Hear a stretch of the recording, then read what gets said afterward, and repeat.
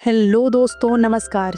आप सभी का स्वागत है हमारे यूट्यूब चैनल एक्सप्लेन गुरु पे, जहां हम लाते हैं आपके लिए बढ़िया बढ़िया मूवी के एक्सप्लेनेशन। चलिए स्टार्ट करते हैं आज एक ऐसी सर्वाइवल फिल्म की जिसमें जिंदगी और मौत के बीच जंग और इसी जंग के बीच इंसानियत और प्यार की एक गहरी कहानी छिपी हुई है। तो फिल्म का नाम है द माउंटेन बिटवीन अस। चलिए शुरू करते हैं कहानी बिल्कुल शुरुआत से।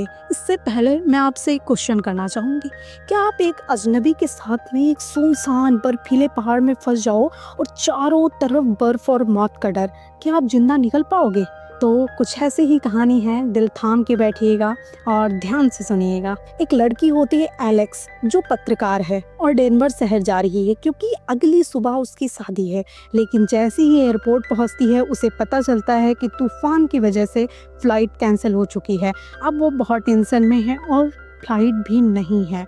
इसी एयरपोर्ट पे एक आदमी है जिसका नाम बेन है, जो पेशे से डॉक्टर है। वो भी डेनवर जा रहा है क्योंकि अगली सुबह एक बच्चे की सर्जरी करनी है। दोनों की मुश्किलें एक जैसी थी। एलेक्स ने एक छोटा प्राइवेट प्लेन किराए पर खरीद लिया। प्लेन उड़ाने वाला बुजुर्ग पायलट और साथ में उसका वफादार कुत्ता। एलेक्स ने बेन से कहा कि आधे पैसे दे दो तो मेरे साथ चल सकते हो। बेन ने मौके का फायदा उठाते हुए कहा, हाँ बिल्कुल।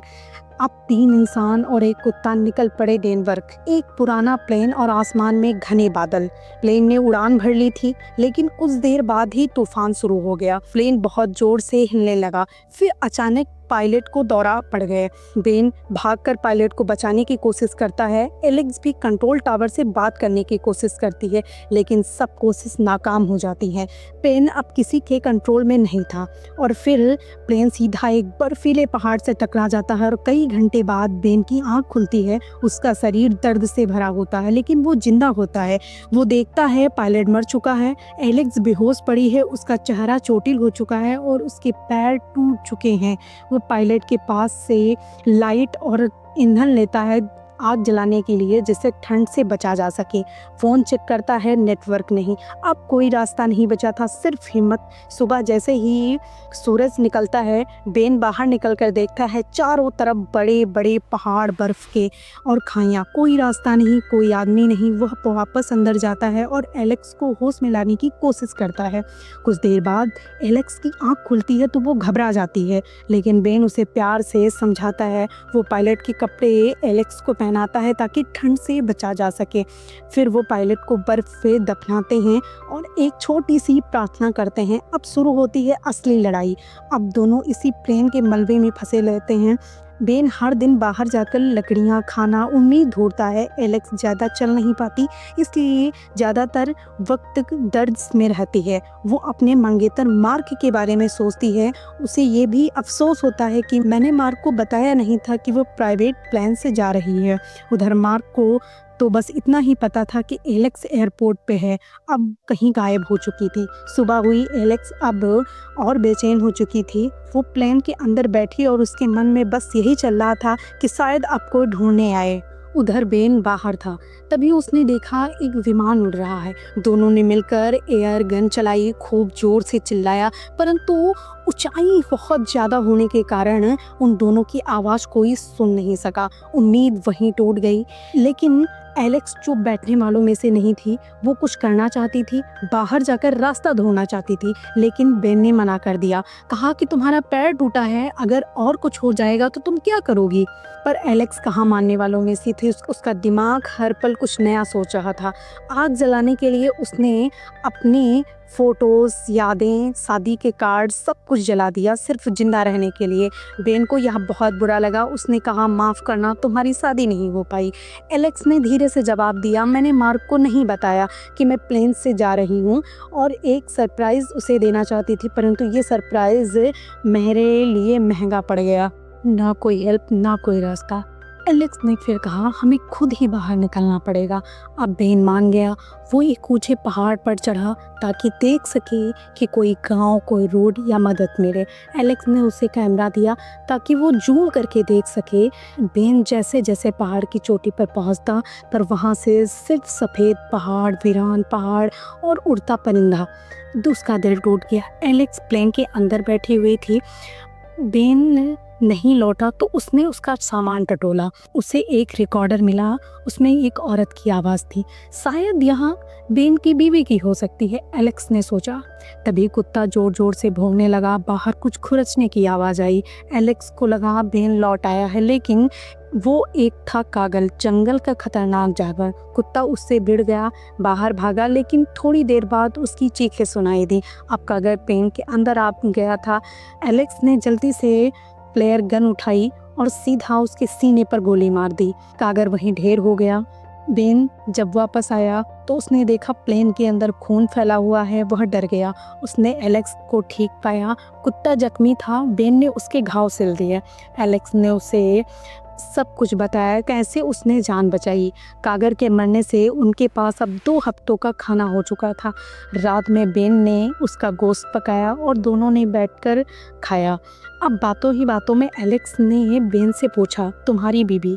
बेन ने बताया कि उसका नाम सारा था। अब वो साथ नहीं रहती, उसके कोई बच्चे नहीं हैं।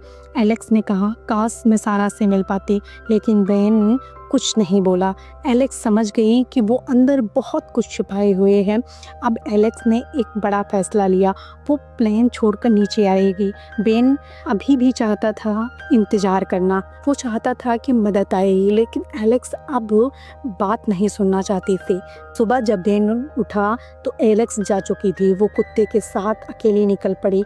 बेन को गुस्सा आया, फिक्र हुई।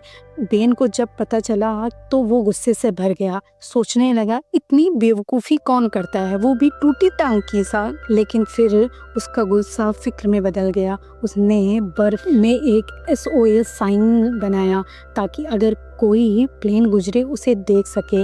एक प्लेन गुजरा भी, लेकिन वो इतना दूर था कि कुछ दिख नहीं पाया। अब बेन को समझ आ गया, मैं एलेक्स को ऐसे नहीं छोड़ सकता। बर्फ के साथ जिद, हद और दोस्ती ही एलेक्स के पीछे निकल पड़ी। वो धीरे धीरे चल रही थी, थक चुकी थी और एलेक्स मिल चुकी थी। बेन का गुस्सा अब खुशी में बदल गया था। अब दोनों साथ साथ चलने लगे। बर्फ में रास्ता बनाना मुश्किल था, पर अब वो अकेले नहीं थे। चलते चलते एक जगह पहुंचते हैं जहां कुत्ते ने एक गुफा ढूंढ ली। बेन ने अंदर आग जलाई। एलेक्स के पैर की जांच की, वो थोड़ा ठीक हो रहा था। एलेक्स को थोड़ी शर्मिंदगी महसूस हुई जब बेन उसके पैरों की चोट देख रहा था।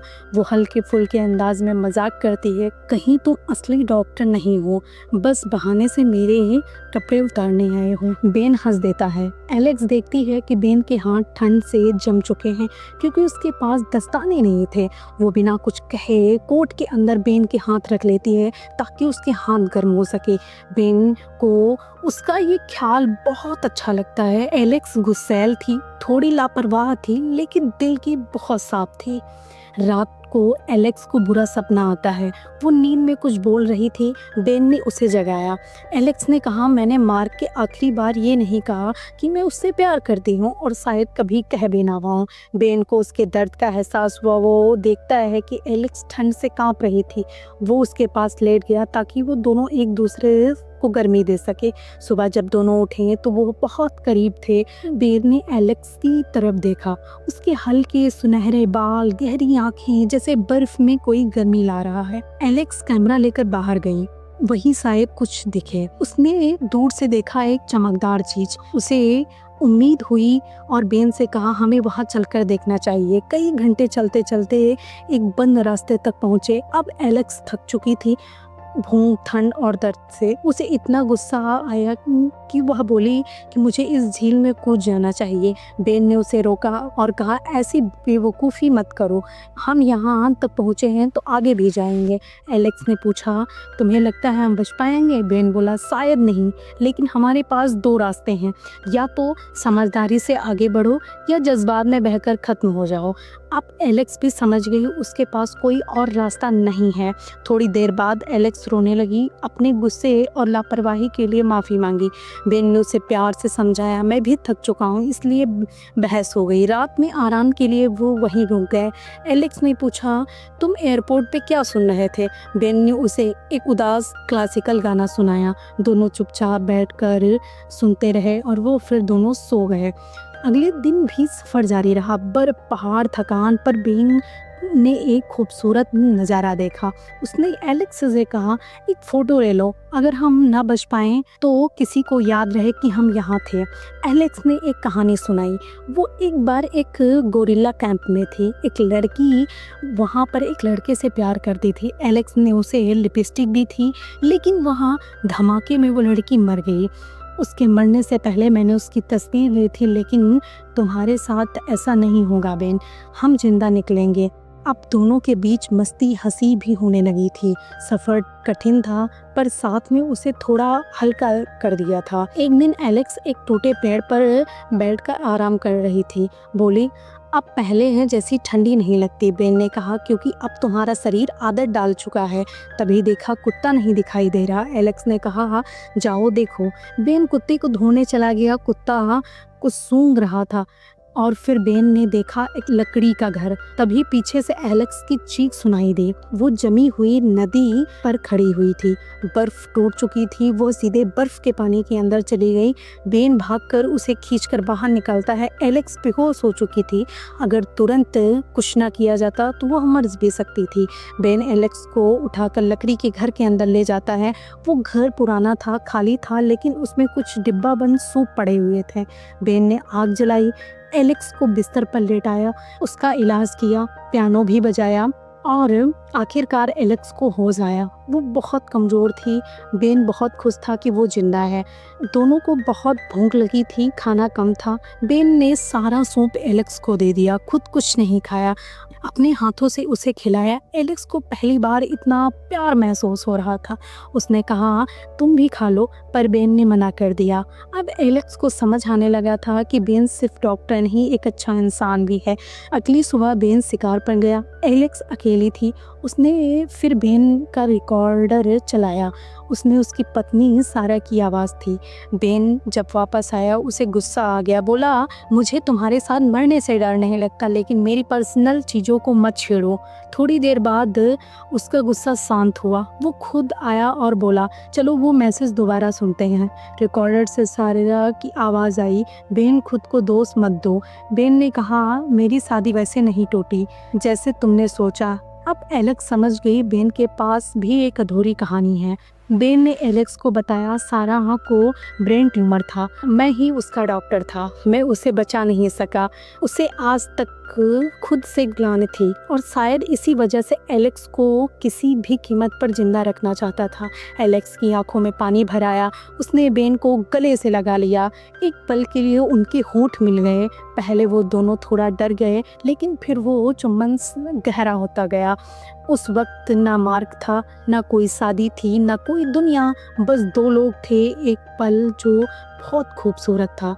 अगली सुबह एलेक्स ने बेन की नींद में एक तस्वीर खींची। फिर बोली, शायद कोई बस्ती पास ही हो, तुम जाओ, मैं यहीं इंतज़ार करती हूँ। बेन पहले से ही तैयार था। बेन अकेला निकल पड़ा, लेकिन थोड़ी दूर जाकर उसके कदम रुक गए। उसे वो सारी बातें याद आने लगीं जो उन्होंने साथ देखी थी। उन्होंने खुद से कहा, नहीं, मैं एलेक्स को अकेले नहीं छोड़ सकता। वो वापस लौटा। एलेक्स ने कहा, अब चाहे कुछ भी हो जाए, मैं तुम्हें घर तक ले जाऊंगा।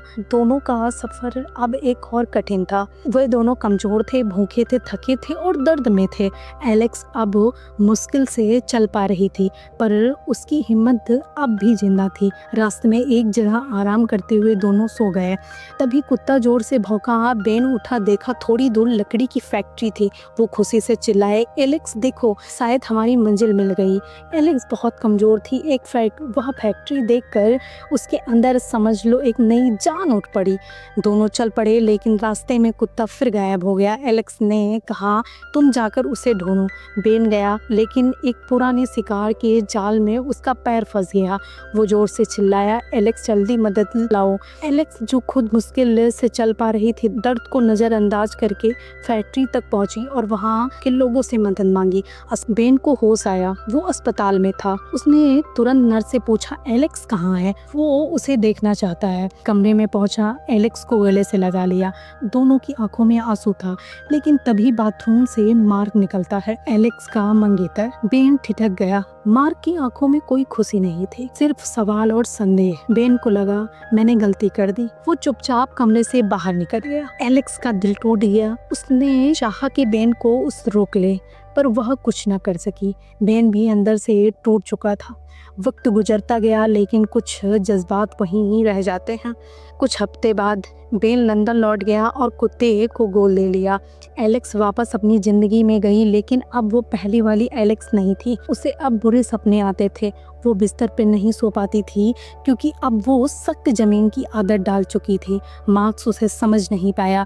एलेक्स ने भी कुछ बताया नहीं। धीरे धीरे उसे समझ गया कि अब वो लोग पहले जैसे नहीं थे, दोनों अलग थे। एलेक्स ने अपने सफ़र की तस्वीरें डेवलप की और बेन को भेज दी। बेन ने तस्वीरें देखी और फिर उसे फ़ोन किया।